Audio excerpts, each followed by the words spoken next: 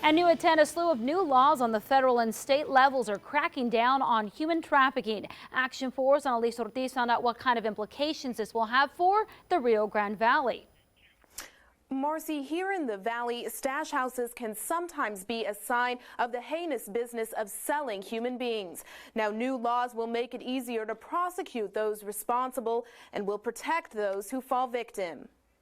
Guatemalan Consul Alan Perez has worked hand in hand with victims of human trafficking from his country. He says he's glad to see both U.S. and Texas lawmakers take a stand against perpetrators. He says here in the Valley, those perpetrators are often human smugglers.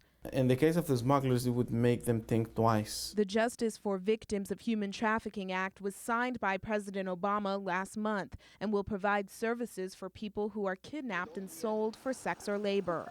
Here in the state of Texas, a separate law strengthens the Human Trafficking Prevention Task Force, while another state law makes penalties for human smugglers more severe.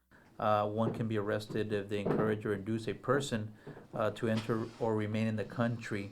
Now, one reason why advocates against human trafficking want this legislation to kick in as soon as possible is because they say what's going on in stash houses here in the Rio Grande Valley, like this one found in Mission, is something that no human should have to endure. Perez says although human trafficking victims come from all walks of life, traffickers often take advantage of immigrants. Were these females that were taken to this house, and they were forced to prostitute themselves in order to pay the debt of the smuggler.